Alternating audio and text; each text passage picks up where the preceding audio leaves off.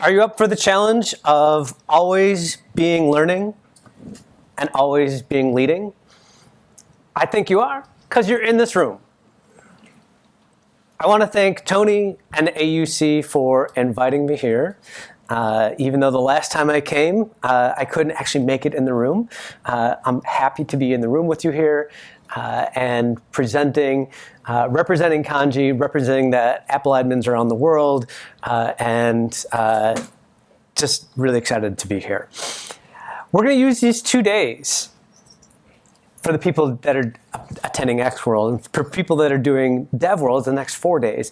We're going to use these next 2 days to hone our skills in continually learning and continually leading.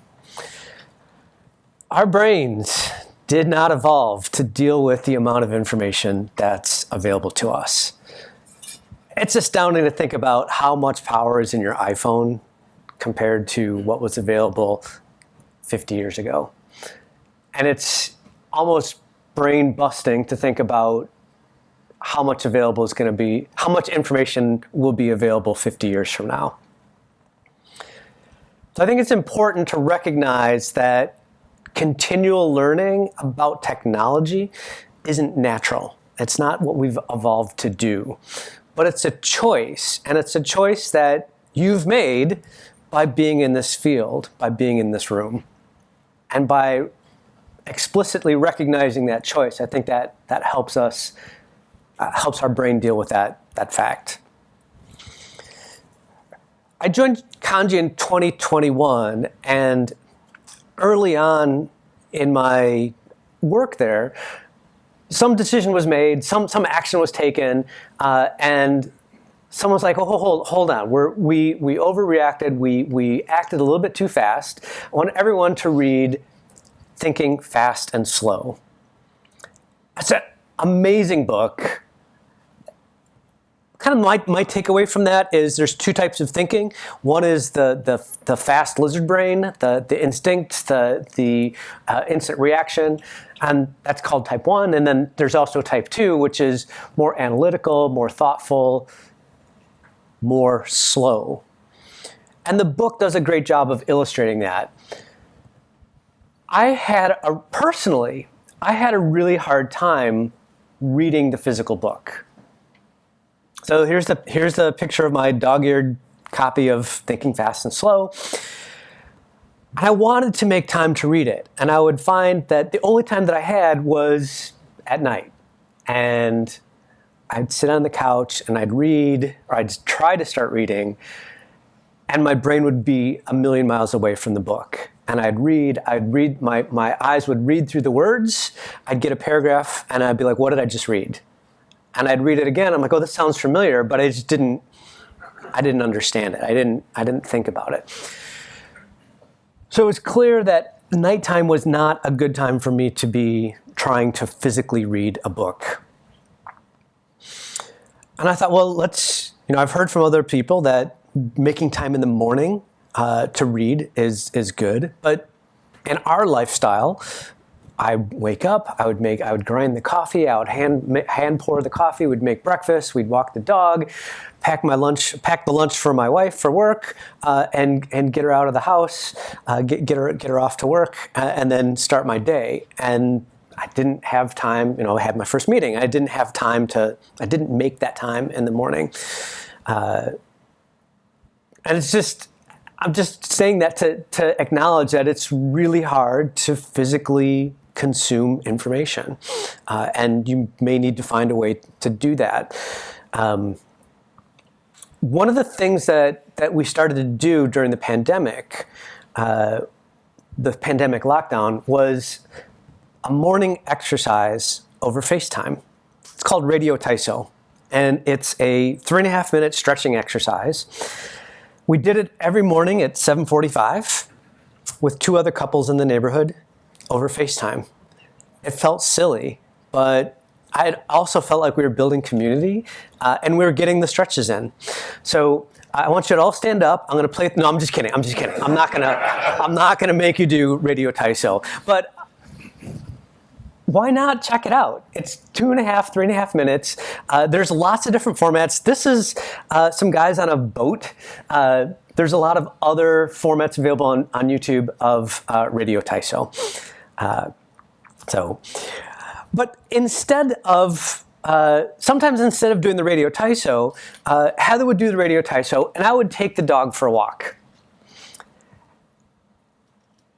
It's about 20 minutes. It's about a mile that I'd walk the dog because he wouldn't poop west of Damon Avenue. So I'd have to keep walking, otherwise he wouldn't go, and then it'd be trouble later. And I thought, well, since I'm walking the dog and I'm by myself in the morning for that walk, why don't I listen to podcasts? Why don't I make use of that time? So I bought the book. I bought the audiobook version, Thinking Fast and Slow. And I'd only get 15, 20 minutes of that material consumed, but I felt like it was kind of focused, and it was more likely for me to get what I had heard than to read through the same paragraph 3 times and still not get the comprehension. Does anyone notice anything funny about the timestamp of the screenshot?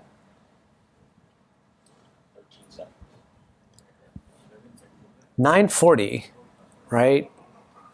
9:41. Yeah, 9:41 should be the time. Let's fix that. Okay, yeah, that's better. So 9:41. But my morning walks were also punctuated by running into neighbors. I'd run into Sam, who is a teacher at the Montessori school in the neighborhood. Sam would walk with her 2 kids to school, and she is also a leader in AI education and advocating for using whatever technology is available to help students understand how to think and not just pass tests. And I've been reposting a lot of her posts on LinkedIn. So it was, I would usually get down towards Sam's house and then walk with her a few blocks to school and exchange information about what we're doing at work, what she's seeing in the classroom. And it was really fascinating. It was really fun.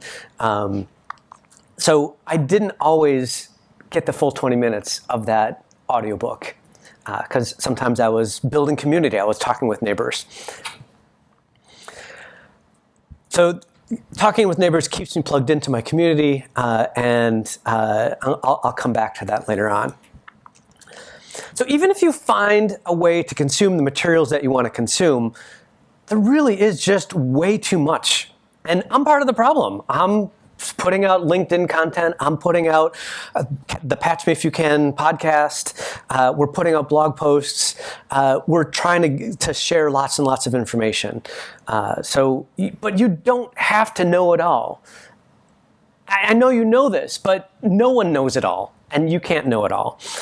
But you can decide what topics that you need to be aware of, what topics you want to dive deep into and have expertise in. There's 3 topics that I'm going to encourage you to focus on over the next several years as Apple experts. Weldon and I got the opportunity to go to the Apple Consultants Network Summit. It was at Apple Park, and it was in San Jose. Weldon and I were there as sponsors, so we weren't allowed to go to the Apple Park session and hear all the sessions from Apple.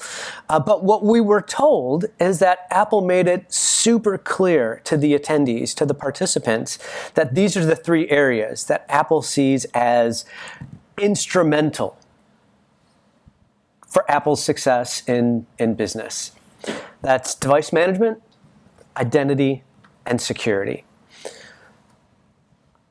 I've been excited about identity since I first got involved with macOS 10 Server. Way back before macOS 10 Server, I was a Unix expert. I was expert in Sun OS, Sun Solaris, and learned Unix from a mentor. My job was actually to take 20 megabyte backup tapes, or maybe it was 40 megabyte backup tapes, and back up the grad students' statistical work at the University of Illinois, Urbana-Champaign. And during the day, Mike, my mentor, would say, hey, why don't you try installing Fortran on all these systems? Here's the man page. There weren't blogs, there weren't websites, there weren't podcasts for me to consume. All I had was Mike's help, some O'Reilly books at the time, and the man pages. And so at night, when I was waiting for those 40 megabyte backup tapes to finish, I would tinker around and I would try to install Fortran. I would try to install sendmail.cf. I would try to use makefiles. And then the next day, Mike would come back and say, oh, yeah, here's what you ran into. Here's what you need to do next, and would give me that iterative help. And it was amazing. Fast forward to 1998, I got a job at my aunt and uncle's private, or the school, the private K-12 school that my aunt and uncle worked at in Chicago, and I was helping them manage Mac labs. And we're using Apple Share IP, we're using floppy disks to install the TCP IP stack on old Mac, and I was really excited when Apple released in 1999 Mac OS X Server because it was Unix and I knew Unix, and I thought like, okay, I'm half a step ahead of everyone because I already know this foundational knowledge that I can apply to Mac OS X Server and managing Mac labs. Again, there weren't books, there weren't podcasts, but there was an in-person class that I could go take. But it was expensive, and I was an independent consultant, and I wanted to know what was the back door, what was the other way to get this knowledge. And it turned out that by joining the program to become an Apple certified trainer, you would get access to the material earlier than everyone else and kind of help beta test it. And I'm like, that's where I need to be. So I applied and I got in and I started delivering classes for Apple. And it was so much fun. I got to learn so much from the attendees, from the participants in the class, because they would share their stories with each other. Sometimes it was to show off. Sometimes it was like, hey, here is my experience that I want to share with you. So I gained so much from all the people that attended the classes. And then I happened to be in the right place at the right time, and I was asked to write a chapter on secure authentication for like 10 days. And it was a small amount of money for a fixed amount of work, and I put aside a bunch of other stuff and really dove deep into secure authentication and password server and all this stuff. Much of it is completely irrelevant today. But some of the fundamentals about identification, authentication, and authorization are still super important. So that's all a long way of saying that identification, identity is still important. And it's still one of these topics that is going to remain important, along with device management and security. Back when I inherited the Mac OS X Support Essentials book, actually, I inherited the Mac OS X Directory Services book about integrating Mac OS X with Active Directory. That was the identity service that everyone was using then. It had supplanted Novell. To many people's surprise. It was one of those things where everyone had a Novell server, and then one day no one had a Novell server anymore. It was all Active Directory. So with that Active Directory server experience, that book, that was the first time I wrote a book, and it scared the crap out of me. And a colleague told me, look, if you're going to do this, put aside all your consulting, put aside all of your training, and focus this for several months. Don't think that you're going to be able to write this book in the evening after class or on the plane. Like, this is going to take a lot of work. I'm like, yeah, okay, Sean, that's fine. And he's like, no, I really mean it. I'm like, okay. And he's like, no, I really, really mean it. You have to just dedicate all this time for the book. I'm like, okay, great. And I did, and I'm glad that I did because it kicked my butt. It was really hard. I learned a lot. The first time I got a page, we wrote in Word, and then it was we proofread it in PDF and in Adobe Acrobat before it got printed. The first time I got the copy editor sent back my Word chapter, like it was 75% red, and with the markings and cross-offs, and like it was a huge blow to my ego. I'm like, I am the worst writer that ever lived, but I was able to learn from that and take that criticism, take those corrections, and move forward. when I inherited the Mac OS X Support Essentials book, like MDM wasn't even a thing. And then I inherited Mac OS X Server Essentials, and now Apple doesn't do books anymore. So this is all just a long way of saying, like, I've learned so much, but I've also, like, a lot of that stuff is just obsolete knowledge about NetInfo Manager. But the concepts, the building blocks are the same. All right, so again, at the ACN Summit, Apple made it clear, device management, identity, and security, 3 cornerstones for Apple's success in business. And I would also extend that to education as well. So the big thing looming over all of us is AI, whether we're talking about artificial intelligence or Apple Intelligence. Feels like AI is something that you can never know enough about. I'm always reading on LinkedIn about how people have improved their productivity by 64,000% by using this set of AI tools, and you're dumb if you're not doing it, and your job's at stake. And there's a lot of fear. There's a lot of good information out there. Also, I think it's one of these things where just everyone's got an opinion, everyone's got a lot to say about it. There's a lot of attention, and it's up to us to responsibly use AI and figure out how we can incorporate it into our work. I've heard a lot of concern that AI is eviscerating jobs and making companies stop hiring entry-level positions. And then I've also heard, like, well, yeah, no, actually that study said that 95% of all AI projects failed. So there's all this conflicting information out there about the effectiveness of AI. But it's irrefutable that AI does have the potential to make your job easier, to remove the boring parts of your job. At Kandji, we incorporated AI into a feature called Kandji AI, or Kai.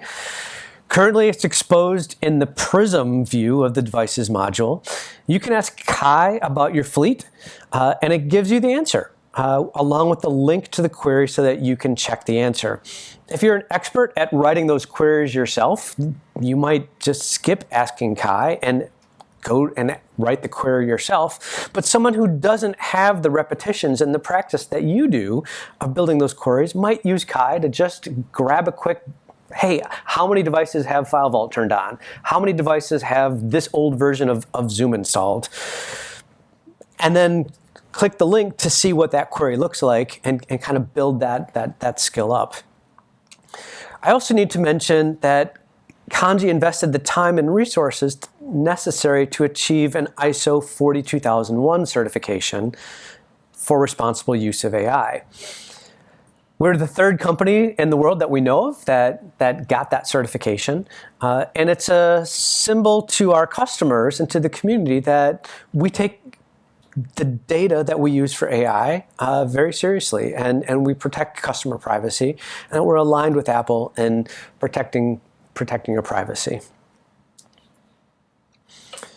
When you're communicating with your users and with your leadership about Apple Intelligence, that particular brand of AI, I think it's important to be able to explain these 3 places where Apple Intelligence is processed, to help them understand how Apple Intelligence fits into your organization.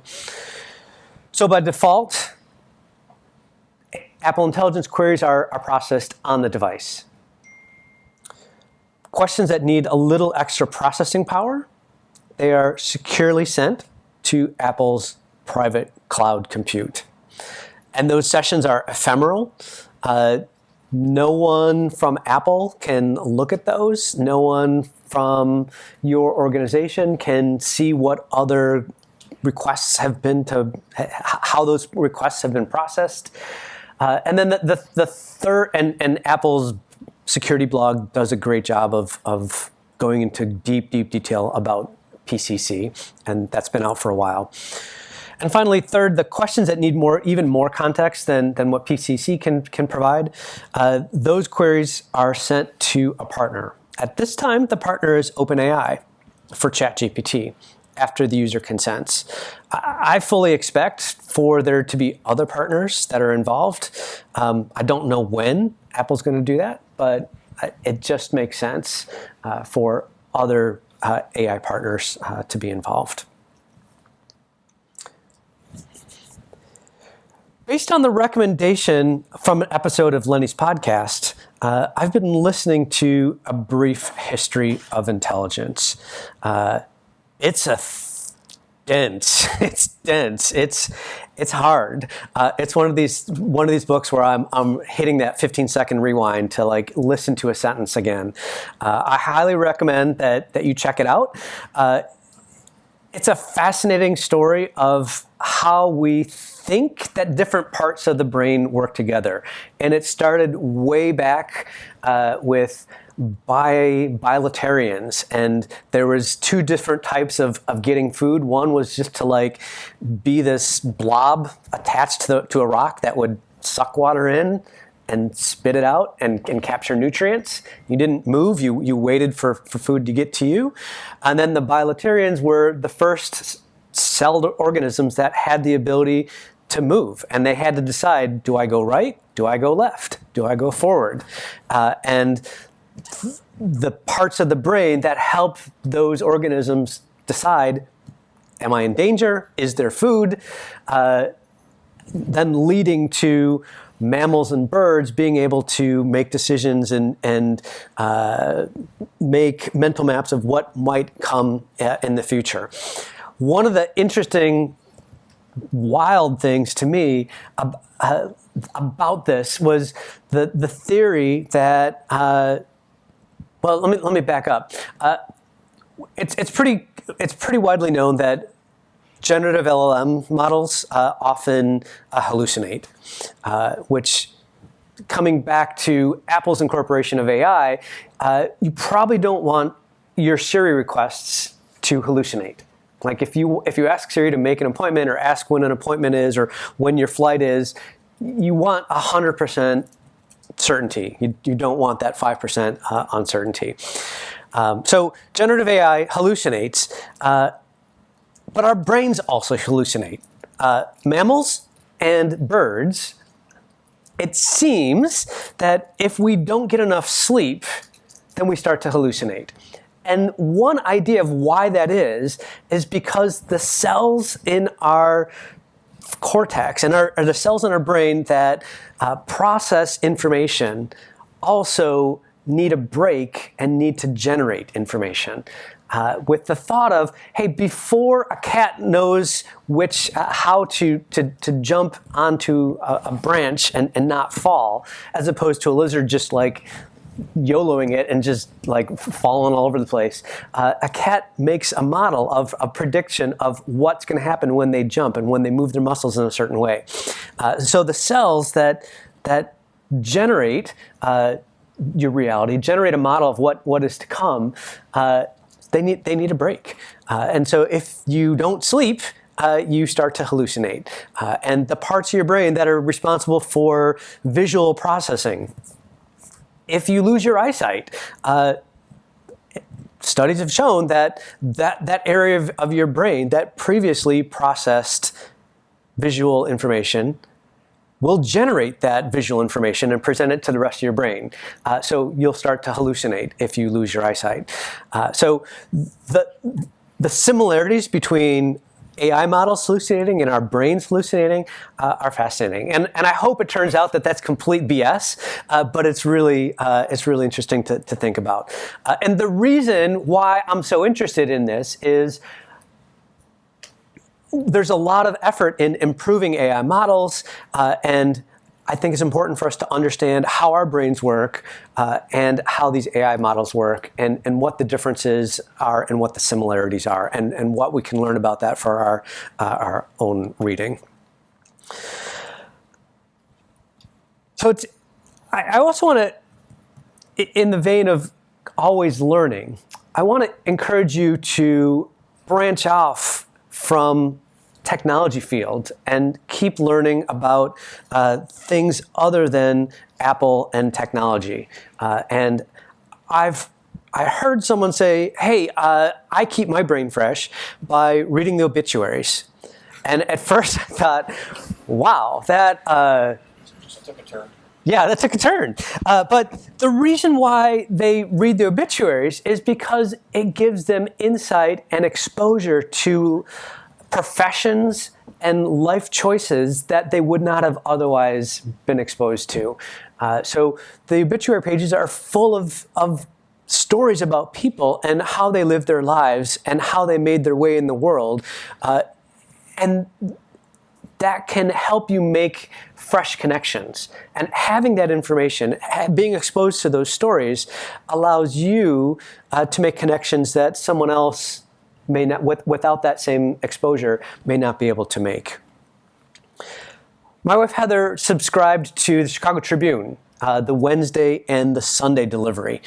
We'd found that, years before, when we were getting the newspaper every single day, it was just impossible to keep up with. So Wednesday and Sunday, and it's really nice to put our phone aside and that algorithm of the news, whatever that's Facebook or LinkedIn or Blue Sky or any of the others, to use a different algorithm, to use the algorithm from the newspaper editors, and just page through. I'm not going to pretend like every physical copy we actually read. There's some we just recycle. It piles up and we're like, let's do an inbox zero and recycle these newspapers. So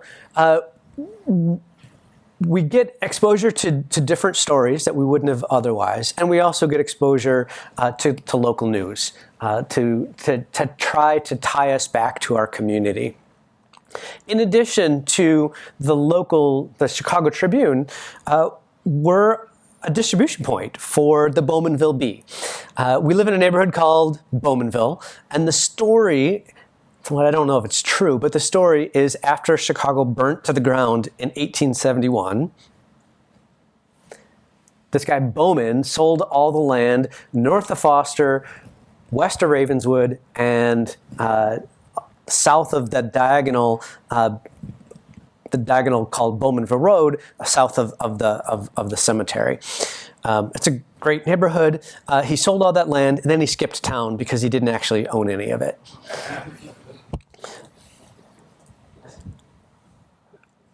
Speaking of learning new things and Chicago, I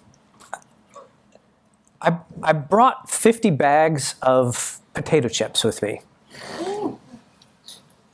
And they have the flavors of Chicago. Heather and I tried one. We saw one at the store. It was the Chicago-style hot dog potato chip. I think you call them crisps. Chips, yeah. Crisps are what do we call French fries? No. It's all chips.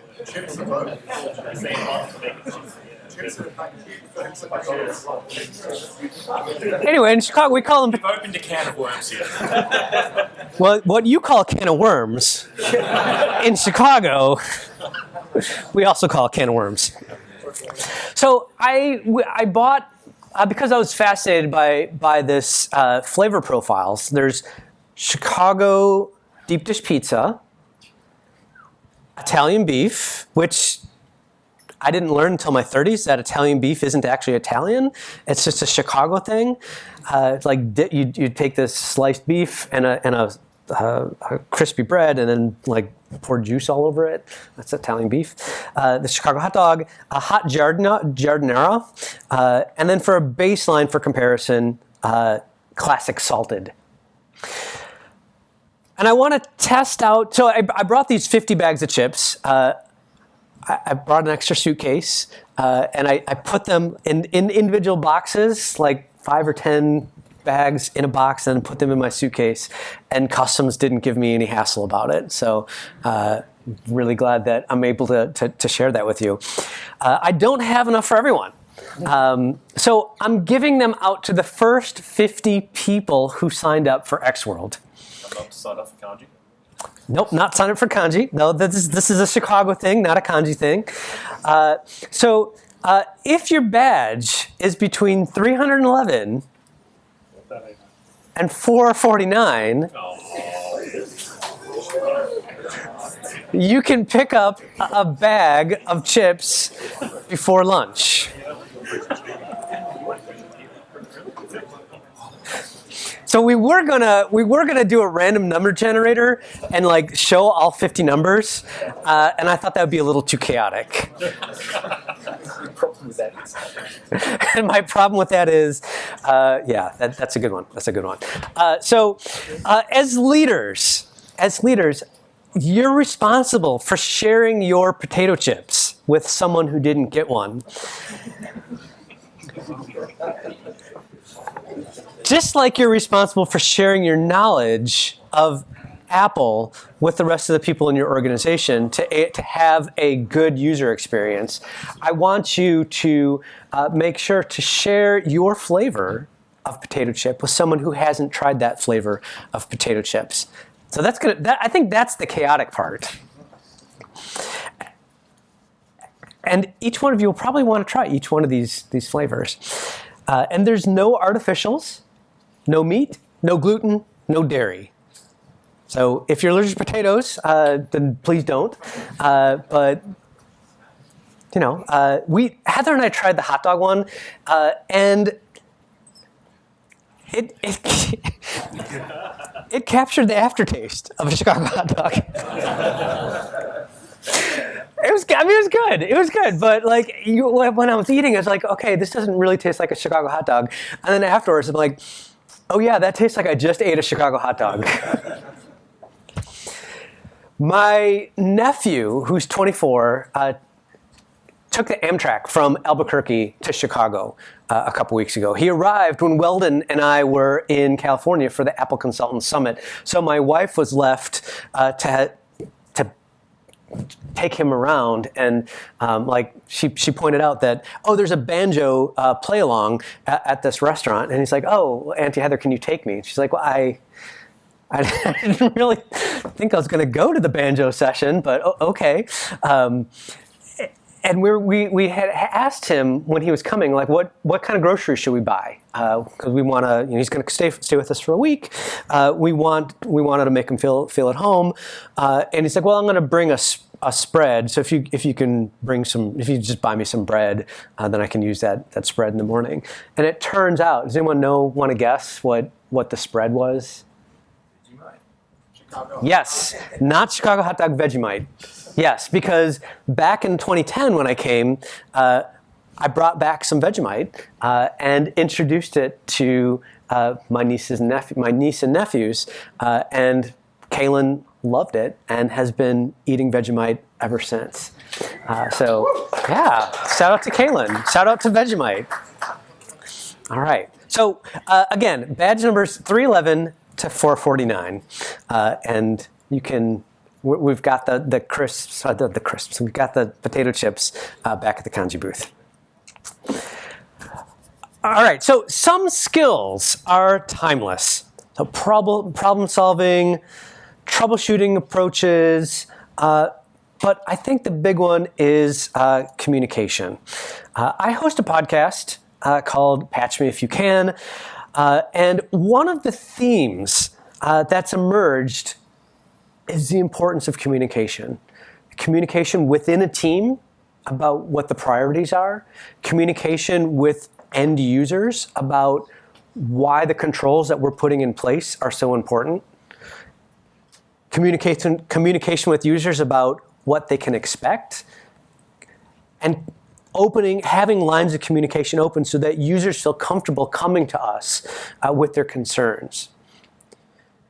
And I'm kind of surprised by that, because I had expected that our conversations would dive into a lot more technical details, but over and over again, people talked about the importance of communication.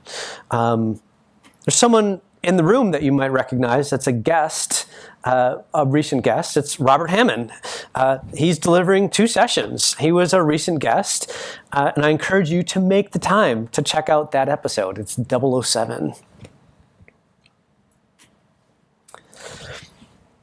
Well, leadership And we talked about learning, a little bit about leadership and community, but you all know this, leadership isn't just a title.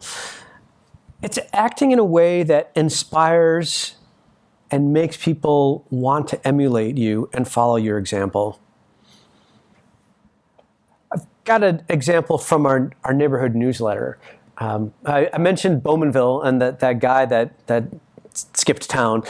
So our neighborhood newsletter is called the Bowmanville Bee, and it's yellow like a bee, and it's full of little articles about what's going on in the neighborhood. My wife wrote an article about what services are available from the local public library branch, and she's a librarian at DePaul University, but she's like, I think it's important that people remember to use their library. And already, people have stopped her when we've been walking out in the neighborhood, stop her and say, oh, Heather, I read your article and it made a difference. Like we went to the library because of your article. And that was so cool to see. In addition to occasionally contributing to that newsletter, we're also a distribution point.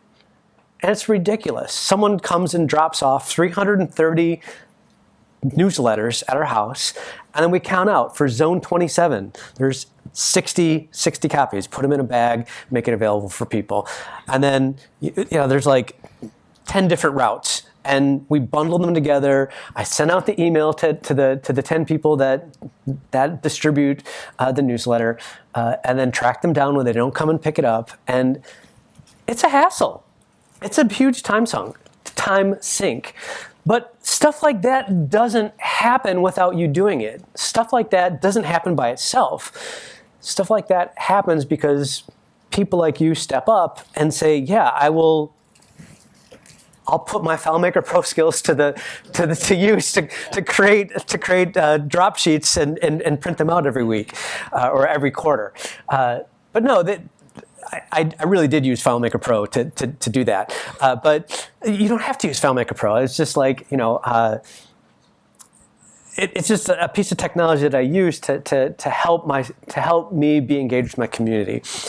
So I want to encourage you to remain engaged with your community in addition to in your professional life.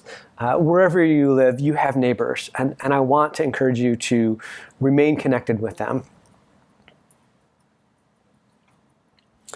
Now, I've talked a lot about my path through writing books and teaching classes, but that's my path. That's the path that I happened to fall into because I was in the right place at the right time, willing to say yes. Your path is going to be different. Your path that has led you to where you are today is different, and it's going to continue being different. Your circumstance and what you can sacrifice are going to help determine what your path is. And again, your circumstances and what you're able to sacrifice is different than someone else's. So I've got a couple minutes left, but I want to leave you with the challenge to always keep learning and always keep leading. I want you to bring your Apple expertise to the table. You've got this Apple expertise and you've got this alignment with Apple that a lot of the world doesn't have. For example, Apple says that privacy is a fundamental human right. That's special. Like, not all IT people believe that. So I want you to bring that to the table. I want you to use that, as I said 2 years ago, to protect the users. I want you at the table for your users to make their experience, to protect their experience, to protect their privacy, to make their lives that much richer by using the tools that you're helping manage. I want you to continue expanding your expertise from device management into identity and security. And we've got some great sessions over the next 2 days to help you do that. I want you to think about how you can find a mentor. Maybe not an official mentor. The Mac Admins Foundation, which Kandji is a proud sponsor of, the Mac Admins Foundation has a mentorship program, and it was great to see that in action at the PSU MacAdmins conference at Penn State in Pennsylvania.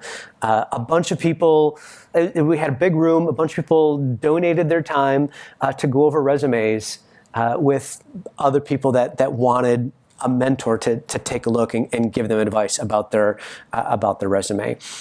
So you could use a formal mechanism like that's still getting off the ground. You could use an informal mechanism. But what would make it easier for you to find a mentor is if someone else decides to be a mentor. And I want you to be that Vegemite in that sandwich. I want you to be a mentor and to find a mentor. And again, it doesn't have to be a formal mentorship, but I want you to think about, it's pretty special that you're in this room.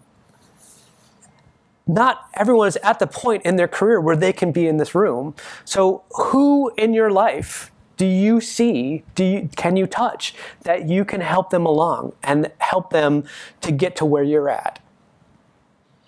So again, find a mentor and be a mentor.